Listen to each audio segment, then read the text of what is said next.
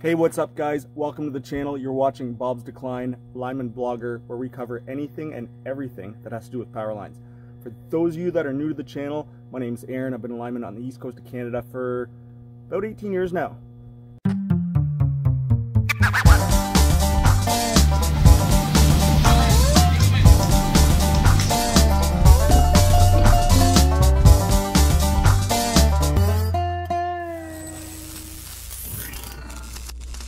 Today we're going to be taking a look at splicing wire.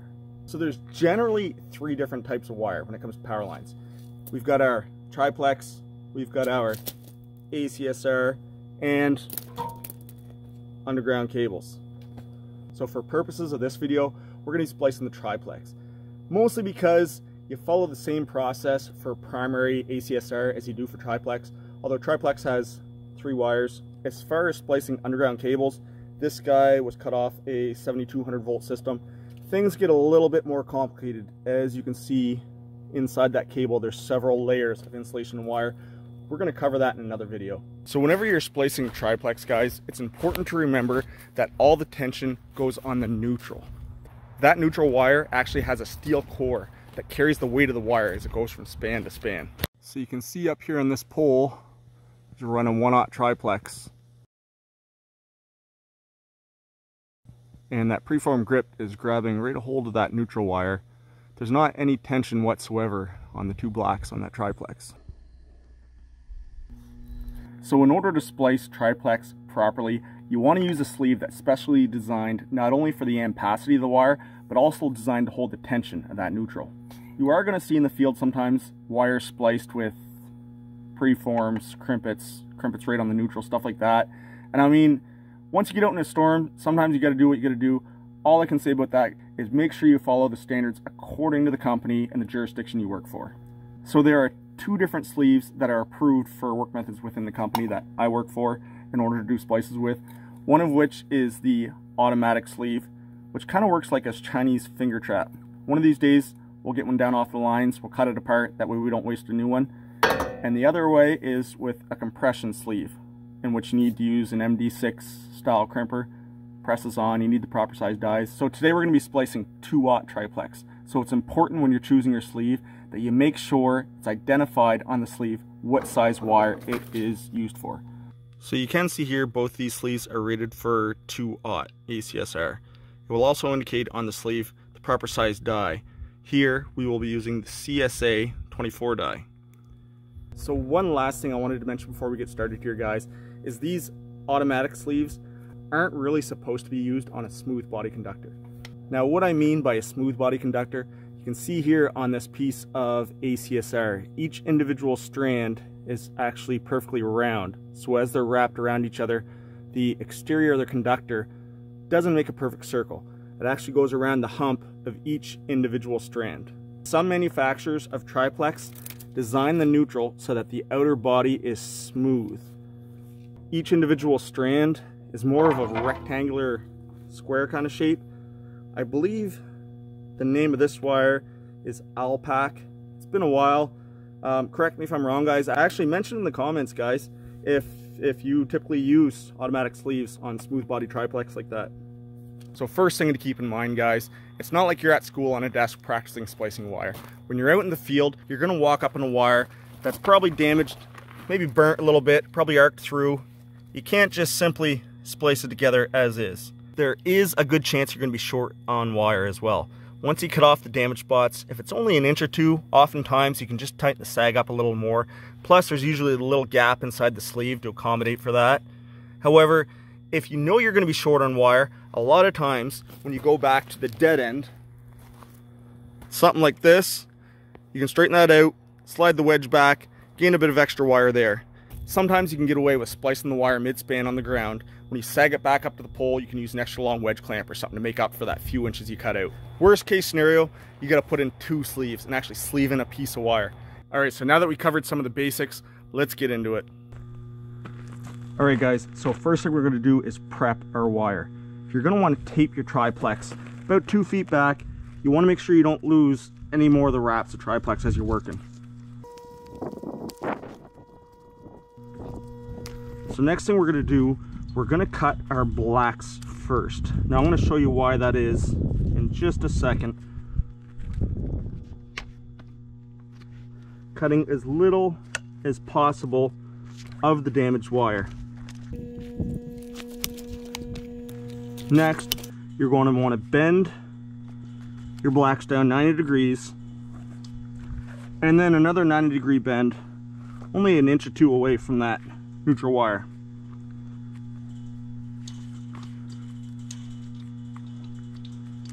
Now there's two reasons for this. That is, when you have your splice complete, you don't want this crimpet jammed up tight against that neutral. Second reason, you want all the weight of the splice on that neutral wire, not on the blacks. So here's the next step, guys. You want to cut away the damaged part of your neutral, but you also want the blacks to reach. So if this was in the real world and I only had to cut that little of the neutral, I would probably cut it here and here, put the splice, and add a second piece of hot in between. Reason for that, if I cut my neutral out far enough to join those blacks, I'm going to lose too much of my triplex, end up doing two complete splices. Either that, or I may have enough neutral up top at the dead end, I could get some slack out of that guy. Just for the purpose of this video, we're going to cut our neutral back far enough that our blacks will reach.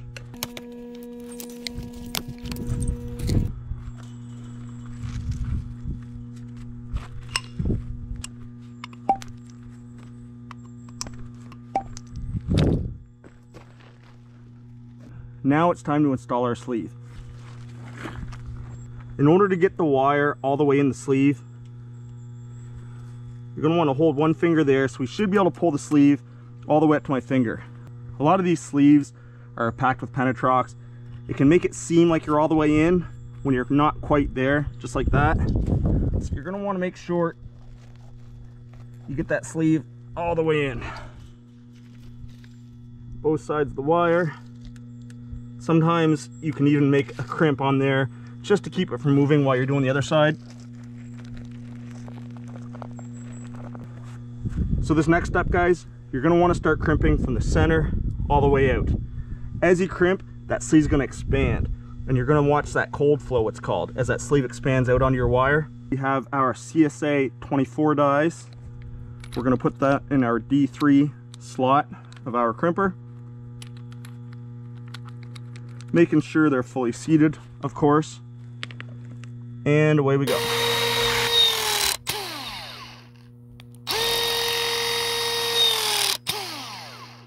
So today, to do our pressing, we're actually using the Milwaukee 6T Force Logic linear press.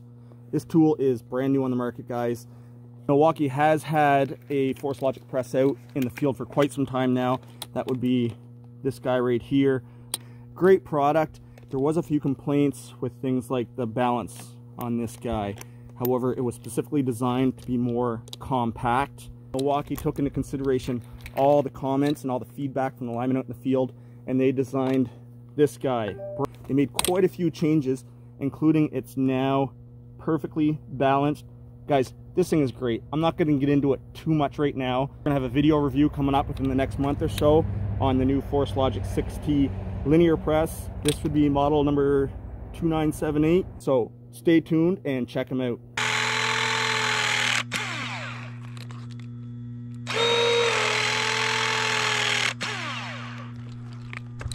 So that wire is in there good already.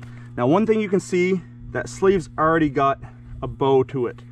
A sleeve is going to tend to bend towards whichever side you're pressing. If I'm pressing from this side, it's going to bow towards me. If I'm pressing from the other side, it's going to bow in that direction. So good practice is actually to alternate sides as you're pressing. You can see now it's straightened out the sleeve. We're going to come back on this side.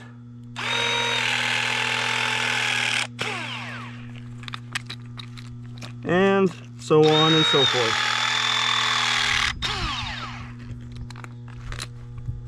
You can see there all the Penetrox starting to squeeze out of the sleeve already. So another trick you'll see guys do is all the crimps on one side and then switch to the other.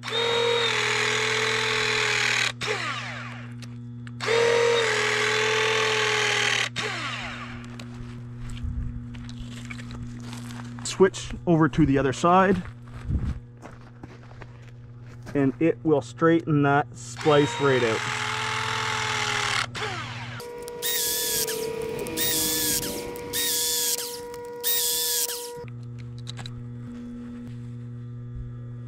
Alright, not too bad. Got a little bend to her on this end.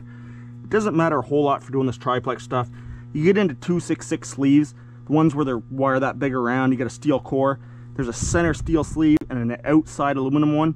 If that center steel one's got a bend to it at all, it's going to give you a ton of grief to put together. So just one little tip, guys. A lot of times when your dies meet or they pinch, you'll get those little tails. And that metal, it can be pretty sharp at times. It's not going to matter for most sleeves, but you get into doing underground work or something where you're going to have a insulation or a rubber cone over top of it, you're going to want to file them guys off. You're going to want that to be as smooth as possible. So now we're moving to our phases. Now, one thing that's very important to remember, guys, whenever you're splicing triplex, don't mix up your phases. A lot of times it's not really going to matter. We could splice these two fellas together and these two fellas together. In the end, there's just a house at the end. It doesn't matter which side the 120 is coming in, but there are circumstances where there's secondary parallel on the lines. You get into 3-phase, you're going to have your red, black, and blue wires. You mix them up, you're going to be screwing up the customer's rotation on their motors. So first thing, make sure you're on the right wire. So this newer triplex comes with the red ridge. We're going to go red to red. The older stuff where there's 2 black wires, there's going to be a little ridge. You almost got to take your glove off and feel in the wire, and you'll feel a tiny little ridge. That's the entire length of the wire. Now, if you're taking your gloves off, you're going to want to make sure this guy's dead. Just like this guy here. Obviously, it's hanging on a fence. So we're going to skin that back. We don't want to skin off too much insulation so that there's bare spots showing outside of the crimpets. And using our crimpets, we are ready to go. Got to take those dies out. Don't lose these guys, they are not cheap. Put them in your pocket.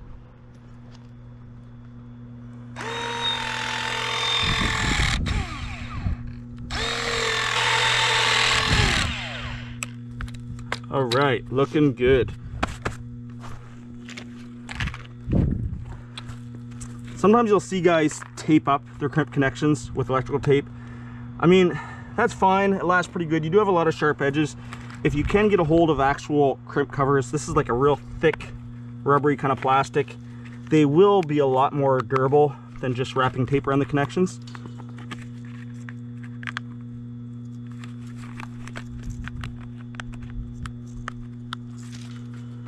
And just like that, we are done.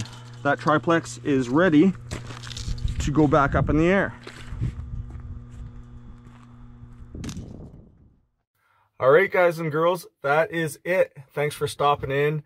A couple things before we go. First of all, a huge shout out to Damian Hirsch and Nick Sweeting for signing up for my Patreon account. Not something I've advertised a whole lot on this channel. I do have a link below in the description if that's something you're interested in. Really appreciate the support, guys. And a couple shout outs to a couple guys I met through YouTube that have some great channels that cover some of the sides of line work that I don't normally show on my channel. First of all, we have the Austrian Lineman. This guy is a transmission lineman in Austria.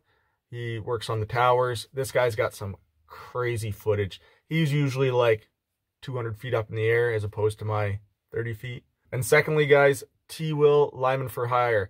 T-Will does a lot of videos on communication lines. He's got some real great episodes, some editing that is through the roof. Check these guys out on YouTube. Thanks for stopping in, guys. As always, drop me a fist bump along with where you're watching from, and we'll see you next time.